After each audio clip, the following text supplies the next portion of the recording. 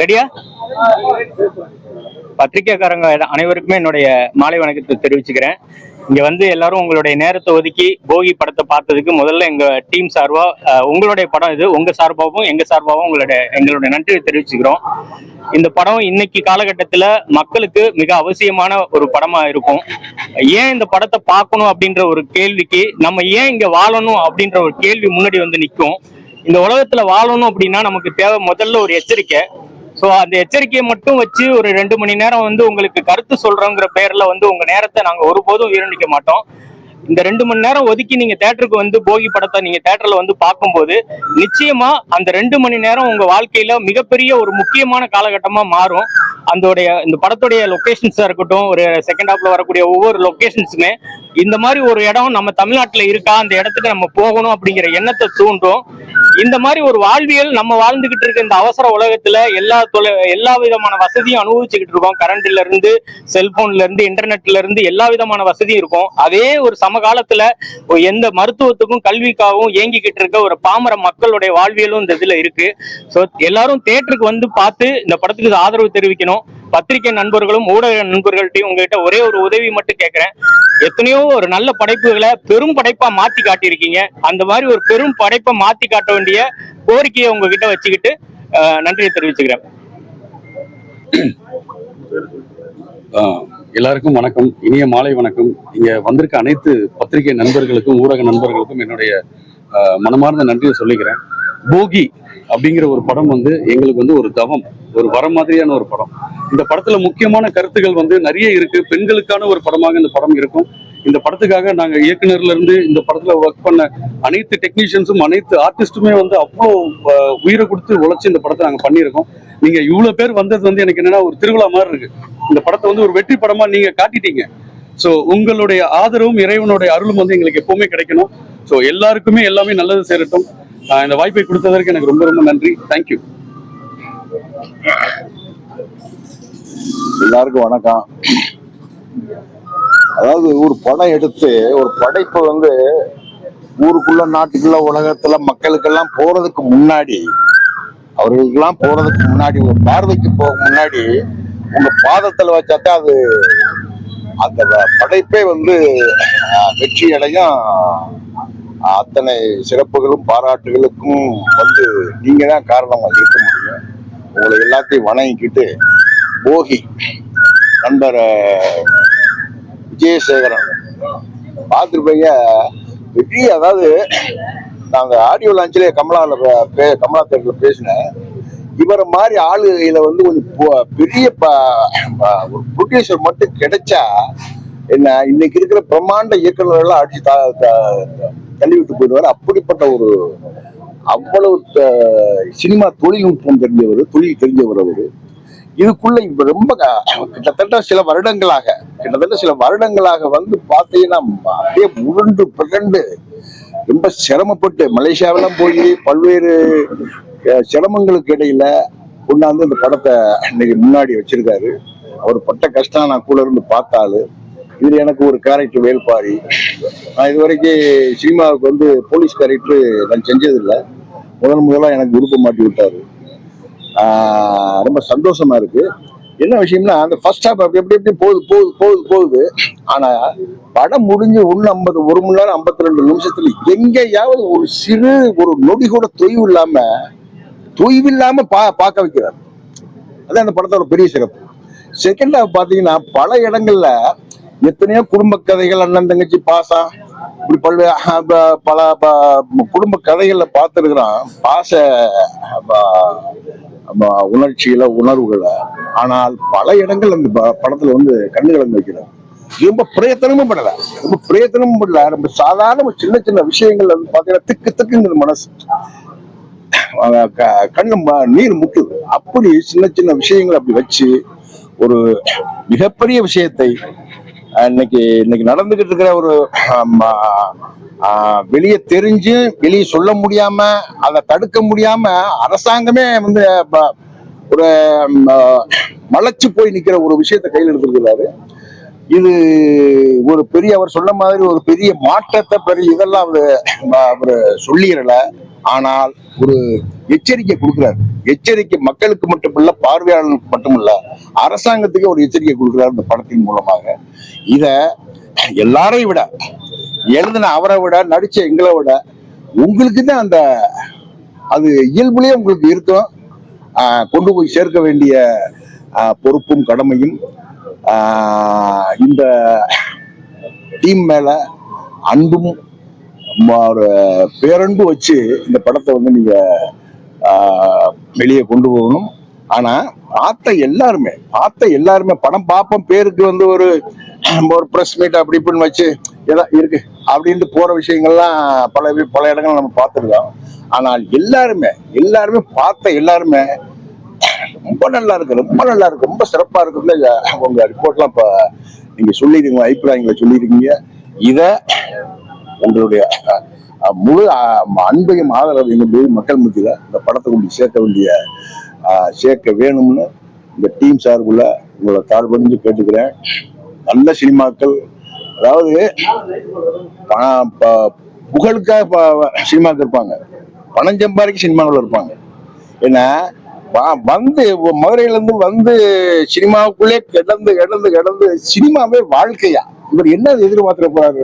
பெரிய இதன் மூலமாக பெரிய ஒரு பேரைய புகழையோ அல்லது பெரிய பணத்தையும் எதிர்பார்க்காத ஒரு ஆள். உண்மையா நான் சொல்றேன். அப்படி தனக்குள்ள இந்த சினிமாக்குள்ளே கிடந்து அப்படியே பாத்தீங்கன்னா தன்னை அடையாளம் காட்ட இத்தனை வருடம் இந்த அவருடைய சினிமா அனுபவங்கள் சேர்மானங்கள் இருக்குல்ல, இதை அடையாளம் காட்டுவதற்கான ஒரு படமாத்தான் இதை எடுத்திருக்கிறாரு. அவருக்கு உங்களுடைய பேர் ஆதரவு வேணும். இந்த போகி உங்கள் காலடியில் சமர்ப்பிக்கப்படுகிறது. உங்க அன்பை வேண்டும். சமீப காலமா பாத்தீங்கன்னா சின்ன படம் கிடையாதுன்னு தேட்டர் கொடுக்கறது கிடையாது. இப்போ நீங்க வர வேண்டிய 10 படம் 11 படம் மேல வருது. உங்க தேட்டர்ல உங்களுக்கு எப்படி இடம் கொடுப்பாங்க? இதை ஏன் ஒழுங்குமுறைப்படுத்த மாட்டாங்க? அதையே நீங்க கேட்க மாட்டாங்க. இப்போ இவ்வளவு நேரம் கேக்குறீங்கல்ல, எங்களுக்கு எங்க படம் நல்லா பண்ணிருக்கோம். இப்போ உங்க 10 படம் வந்ததுன்னா உங்களுக்கு எந்த ஷோ கொடுப்பாங்க? இது வந்து இயக்குனர் தான் சொல்லணும். இந்த இயக்குனர் தயாரிப்பாளர் சொல்லணும். பத்திரிகை நண்பர்களுக்கு வணக்கம். பிரதர் கேட்ட கேள்வி வந்து எனக்கு படம் போடும் போதே அந்த கொஸ்டினுக்கு எனக்கு வந்து ஒரு உள்ளுக்குள்ள ஓடிக்கிட்டு இருந்துச்சு. இந்த மாதிரி 11 படங்கள் வருது, இதை ஒழுங்குமுறைப்படுத்துறதுக்கு இங்க ஒரு விதிமுறைகள் இல்லை அப்படின்னு சொல்லி இருந்துகிட்டு இருந்துச்சு. அந்த கேள்வியை கேட்டதுக்கு முதல்ல நன்றி பிரதர்.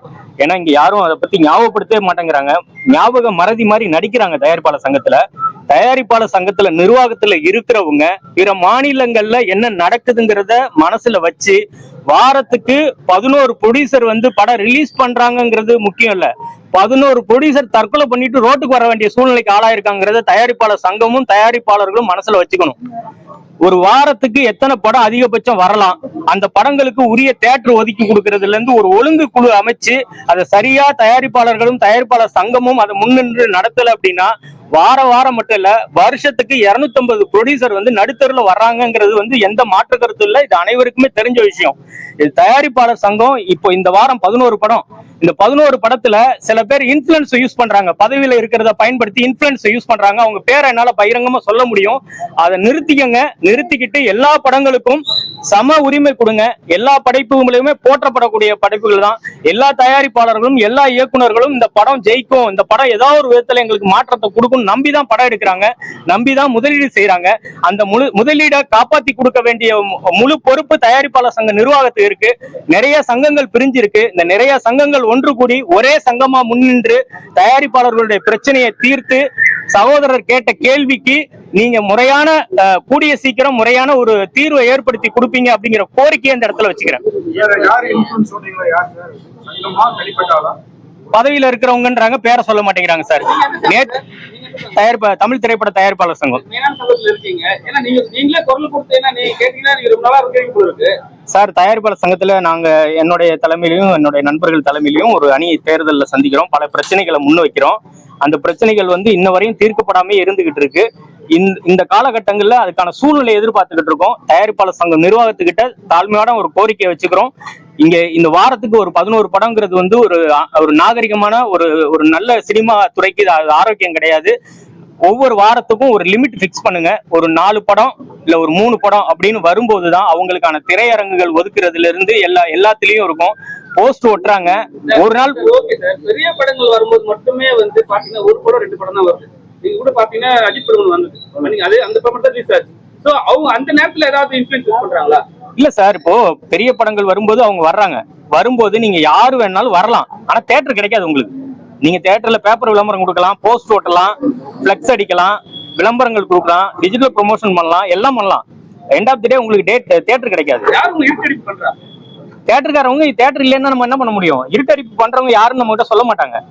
தியேட்டருக்காரங்க வந்து எங்களுக்கு இந்த படம் பிடிச்சிருக்கு நாங்க போடுறோம், அவ்வளவுதான். அது ரொம்ப தாங்க முடியாத கொடுமை சார். யூடியூப்ல அந்த படம் இருக்கு, திரும்ப அதை கொண்டாந்து அதுல ஒரு 100 ஸ்கிரீன் 200 ஸ்கிரீன் வந்து இது பண்றாங்க. போற்றக்கூடிய விஷயம் தான். ரீ ரிலீஸ்ங்கிறது வந்து நல்ல படைப்புகளை திரும்ப திரும்ப மக்கள் பார்த்து கொண்டாடணும். அதெல்லாம் நான் மாற்று கருத்து இல்ல. ஆனா அதுக்குன்னு ஒரு காலகட்டம் இருக்கு. எல்லா காலகட்டத்திலயும் எல்லா நேரத்திலயும் கொண்டாந்து இது பண்ணிடக்கூடாது. முன்னாடி வந்து தயாரிப்பாளர்கள் சங்கத்துல வந்து ஒரு ஒழுங்கு விதமா இருந்துச்சு. ஒரு பெரிய படங்கள் வந்து திருவிழா ஃபெஸ்டிவல் டைம், திருவிழாங்கிற டைம்ல வரணும், சின்ன படங்கள்லாம் மத்த டைம் ஒதுங்கி பெரிய படங்கள் வழிவிடணும்ன்ற மாதிரிலாம் நிறைய இருந்துச்சு. ரூல்ஸ் அண்ட் ரெகுலேஷன் எல்லாம் இருந்துச்சு. அப்புறம் ஒரு கமிட்டிக்கு போட்டிருந்தாங்க, வாரத்துக்கு 3ல இருந்து 4 படம் நீங்க முன்னாடியே பதிவு பண்ணணும். திடீர்னு நீங்க அலௌன்ஸ் பண்ணிட்டு வரக்கூடாது. இந்த வாரத்துல 4 நாள்ல 2 படம் திடீர்னு அலௌன்ஸ் பண்ணிட்டு வராங்க சார். அப்போ ஒரு மாசமா டேட் அலௌன்ஸ் பண்ணி ப்ரொமோஷன் பண்ணிட்டு இருக்கவங்களுக்கு என்ன இருக்கு?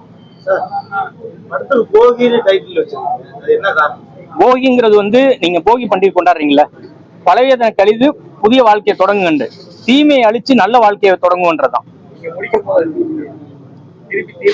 முடியவே இல்லையே, படம் முடியவே இல்லையே. அது உங்களுடைய மக்களுடைய சப்போர்ட், உங்களுடைய சப்போர்ட் வந்து அவ்வளவு பெரிய சீனியர் எழுத்தாளர் எல்லாரும் சார் ப்ரமோஷன் பண்ணிருக்காங்க. நம்பர் கொஞ்சம் வாசிகளா பட்டப்படி இது பேசினாங்களா? இல்ல படப்பிடிப்புல இருக்கதா, இல்ல படப்பிடிப்புல இருக்க அப்படி இல்ல சார். அவங்க நிறைய படம் பண்ணிட்டாங்க, நிறைய படம் இல்ல ஷூட்டிங்ல இருக்குன்னு சொன்னாங்க சார். அவங்க முன்னாடியே தேதி ஒதுக்கிட்டேன்னு சொன்னாங்க. ஏன்னா இப்ப இருக்க டைரக்டருங்க ஏதாவது தெரிஞ்ச முகமா தேட்டருக்கு போனாதான் ஆடியன்ஸ் வருவாங்க. ஆனா ஒரு டைரக்டர் தெரியாத முகத்தை வச்சு இவ்வளவு தூரம் கொண்டு வந்திருக்கீங்க. அது எப்படி நீங்க ஒரு டைரக்டர்னா நான் உருவாக்கதான் ஹீரோன்றது உங்களுக்கு முடிவு பண்ணிட்டு வந்தீங்களா, இல்ல புது ஹீரோக்கள் நிறைய பேர் போட்டா நம்ம படம் வரும்ன்றது முடிவு பண்ணிருக்கலாம்? சத்தியமா அது கிடையாது. இது என்ன, நீங்க படம் பார்த்துட்டீங்க அதனால உங்ககிட்ட சொல்றேன். ஒரு 7000 அடி ஹைட்ல ஒரு நட்சத்திர ஹோட்டல் கிடையாது, ஏன் ஹோட்டலே கிடையாது, சைக்கிள் கூட போகாது. ஒரு கிட்டத்தட்ட ஒரு 5 மணி நேரம் நான் தலை சுமையா எல்லா பொருளையும் ஏறி போனா தான் அந்த இடத்தையே ரீச் பண்ண முடியும். அந்த மாதிரி ஒரு இடத்துல படப்பிடிப்பு நடத்தணும்ன்றது, அந்த இடத்துல போய் டெய்லி படப்பிடிப்பு நடத்திட்டு வர முடியாது. அப்போ கிட்டத்தட்ட வந்து உங்களுக்கு ஒரு 5 மணி நேரம் டெய்லி மேலே ஏறி திரும்ப இறங்குறப்ப இருட்டிடும். அப்போ 19 நாள் வந்து அந்த 6000 அடி உயரத்துல இருக்க மலையில தான் தங்கணும். அந்த மலைவாழ் மக்களுடைய வீடுகள்லாம் நீங்க பார்த்திருப்பீங்க படத்துல. ஒரு மலை உச்சியில வந்து ஒரு 100-150 வீடு இருக்கும். அந்த வீடுகள்ல தான் எல்லாருமே நாங்க தங்கணும். ஒரு வீட்டுல லைட்மேன் தங்குவாரு, ஒரு வீட்டுல நானும் இன்னும் என்னோட உதவியாளர்களும் தங்குவோம், இன்னொரு வீட்டுல சுவாசிகா மாதிரி ஆர்டிஸ்ட் அவங்க தங்குவாங்க, சைல்டு ஆர்டிஸ்ட் தங்குவாங்க. ஒரு இடம் தங்குற இடத்துக்கும் இன்னொரு இடத்துக்கும் பாத்தீங்கன்னா 500 அடி ஹைட் இருக்கும், இல்ல ஒரு 1 கிலோமீட்டர் பள்ளத்தாக்கா இருக்கும். மிருகங்கள் நடமாடக்கூடிய, அச்சுறுத்தல் இருக்கக்கூடிய மிக கொடூரமான ஒரு காட்டு பகுதி. அது மலை உச்சியான ஒரு பகுதி. 5 மணிக்கு மேல நீங்க வெளியில வந்து ஆளை அடிச்சிரும். சோ இதுல வந்து நான் பெரிய ஹீரோ கொண்டு போய் அங்க எங்க கேரவான் கொடுக்கறது, அங்க எங்க 3 ஸ்டார் ஹோட்டல் கொடுக்கறது. அப்போ இந்த கதையை நம்ம முழுமையா அப்படியே படமாக்கணும்னா இதுக்கு தேர்வு செஞ்சு நடிகைகள்லாம் தேர்வு செஞ்சு அவங்களுக்கு உரிய பயிற்சியை கொடுத்து அந்த இடத்துல அவங்க போய் 19 நாள் தங்குறதுக்கு அவங்களோட உடல் ஒத்துழைக்கிறதுக்கு மருத்துவ பரிசோதனை எல்லாம் பண்ணி தான் அந்த இடத்துல முழுமையா போய் படப்பிடிப்பு 19 நாள் நடத்திட்டு நாங்க திரும்பினோம். அந்த இன்பிட்வீன்ல வந்து அந்த உயரத்துல வந்து அந்த கலகல கத்திரிப்பு சாங் நீங்க பாத்திருப்பீங்க. அந்த அவங்க அண்ணன் வந்து பரீட்சைக்கு படிக்க சொல்லி விரட்டுவான். அந்த பொண்ணு ஓடிக்கிட்டு இருக்கும்போது ஒரே நேரத்துல 3 பொண்ணுங்க மயக்க போட்டு விழுந்துருச்சு, இன்க்ளூடிங் சுவாசியாவும். அப்போ இந்த கதையோடைய மைய கருத்து என்னன்னா, இந்த உயிருக்கு, இந்த வாழ்ற மலைவாழ் மக்களுக்கு ஒரு 300 பேருக்கு மருத்துவ உதவி ஏதாவது தேவைப்பட்டுச்சுன்னா, ஒண்ணு மலையேறி தூக்கி தலை சுமையாவோ இல்ல கட்டில போட்டு தூக்கி கொண்டு போய் தொட்டில் கட்டி தூக்கி கொண்டு போய் 60 கிலோமீட்டர் மூணாறு மலையேறி போகணும், இல்ல மலையை விட்டு இறங்கி நடந்து போடி வரணும். இந்த நடுவு உச்சி எந்த உயிருக்கு உத்தரவாதம் இல்லை. அதே மாதிரி ஒரு சுச்சுவேஷன் எனக்கு மாட்டிக்கிச்சு. இந்த 3 பொம்பளை பிள்ளைங்களை எப்படி நான் காப்பாற்றுவோங்கிற பதட்டம் வந்தோன்னா அங்க டாக்டர் இருந்தனால அவங்களுக்கான உரிய மருத்துவ இதெல்லாம் கொடுத்து ரிகவர் பண்ணோம். சோ இந்த மாதிரியான சூழ்நிலையில ஒரு பெரிய ஹீரோக்களை கூட்டிட்டு போய் அவங்கள கஷ்டப்படுத்து அந்த கஷ்டத்தை அவங்க ஏத்துப்பாங்களாங்கிறதும் முதல்ல கேள்விக்குறி. சோ இந்த மாதிரி நடைமுறை சிக்கல் இந்த படத்தை படமா கொண்டு வந்து உங்க முன்னாடி காட்டுறதுக்கு நிறைய நடைமுறை சிக்கல்கள் எல்லாம் இருந்ததுனாலதான் இந்த மாதிரி ஆர்டிஸ்ட வந்து தேர்வு செய்ய வேண்டிய சூழ்நிலை இருந்துச்சு. ஸ்நேகன் வந்திருக்காரு. இந்த ஸ்நேகன் எழுதுனால அவர் விரும்புறீங்களா இல்ல அவர் கொஞ்சம் வித்தியாசமா ஸ்டைலிஷா காமிச்சிருக்கீங்க? இல்ல அவர் வந்து அந்த இல்ல அப்படி கிடையாது. எனக்கு அவரு நல்ல நண்பர் அவங்க. வேற யாரோ ஒருத்தர் பண்றதை விட அவர் பண்ணா இன்னும் கொஞ்சம் கூடுதல் ஒரு ஸ்பெஷல் அப்பியரன்ஸ். ஒரு கவிஞரா இருக்காரு, ஒரு படம் ஹீரோவா நடிச்சிருக்காரு, 2 படம் ஹீரோவா நடிச்சிருக்காரு. சோ பண்ணா நமக்கு சப்போர்ட்டா இருக்குமே அப்படிங்கிறது தான் பண்ணேன். நீங்க ஒரு எழுத்தாளர், கன்னியாகுமரியில இருந்து ஒரு எழுத்தாளர் சார். எழுத்தாளர் வந்து எல்லாத்தையும் வந்து வெளிப்படையா பேசுறீங்க. இப்ப வந்து நீங்க பாத்தீங்கன்னா என்னதான் வளர்ச்சி அடைஞ்சாலும் ஆவண கொலைகள் வந்து ஈஸியா நடக்குது, சரிங்களா? அதை பத்தி உங்களுக்கு ஏதாவது கருத்து இருந்தா சொல்லுங்க. இந்த படத்துக்கான கேள்வி கேட்டா எனக்கு கொஞ்சம் உதவியா இருக்கு. வேற இடத்துல வச்சுக்கிறோம்.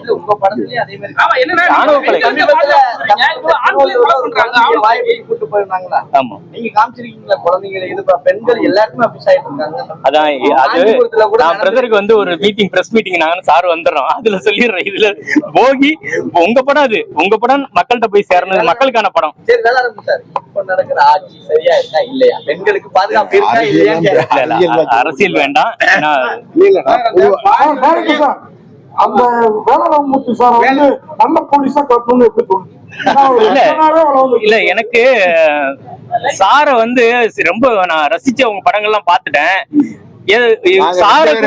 முதல்ல இளமையில அங்க பார்த்தாரு சார் ஒரு கேரக்டர் சார். எனக்கும் சாருக்கும் காமனான ஒரு ஃப்ரெண்ட்ஸ் அங்க ஸ்ரீலங்கால. அங்க வந்து சாரை சந்திக்கும் போது இந்த ஒரு போர்ஷன் வந்து நாங்க படப்பிடிப்பு நடத்தல. அப்போ பேசிக்கிட்டு இருக்கோம். இந்த பண்ணும்போது நான் சார் கூட சேர்ந்து ஒர்க் பண்ணணும்னு எனக்கு ஒரு ஆசை இருந்துச்சு இல்லையா? அப்போ நானே தான் சார்கிட்ட சொன்னேன், சார் இதுல ஒரு அசிஸ்டன்ட் கமிஷனர் கேரக்டர் இருக்கு சார், அந்த ஒரு கேரக்டர் நீங்க பண்ணா ரொம்ப நல்லா இருக்கும் அப்படின்னு சொன்ன உடனே அப்ப சாருக்கிட்ட வந்து அந்த கேரக்டரை பத்தி ஃப்ரீயா இருக்கிறப்போ கேட்டு தெரிஞ்சுக்கிட்டாங்க. இது என்னவா அந்த கேரக்டர் வந்து அந்த படத்துல என்னவா ஆளுமை பண்ணுது, வேல்பாரிங்கிற கேரக்டர் என்னவா ஆளுமை பண்ணுதுங்கிறத கேட்டு தெரிஞ்ச உடனே அந்த கதையை கேட்ட நிமிஷத்துல இருந்து இப்போ வரையும் எனக்கு சார் வந்து அப்படி ஒரு பில்லரா இருக்காங்க. அவங்க என் மேல நம்பிக்கை வச்சு அந்த தேதியை ஒதுக்கி கொடுத்ததுக்கு என்னால என்ன பெஸ்டா பண்ண முடியுமோ அதை இந்த படத்துக்கு கொடுத்துருக்கு.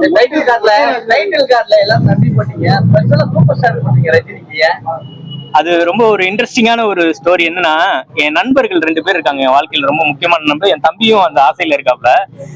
சூப்பர் ஸ்டார் கூட ஒரு நிமிஷமாவது நின்று ஒரு போட்டோ எடுத்துடணும்ட்டு அவங்களுடைய ஆசை, என் உயிர் நண்பர்களுடைய ஆசை. அப்போ எந்திரன் ஷூட்டிங் அப்போ ஒரு டைம் வந்துட்டு அந்த ஸ்டில் போட்டோகிராஃபர் என் கூட மைனால்லாம் ஒர்க் பண்ணுவார், எங்க டைரக்டர் கூட பிரபு சாலமன் கூட ஒர்க் பண்ணுவார்.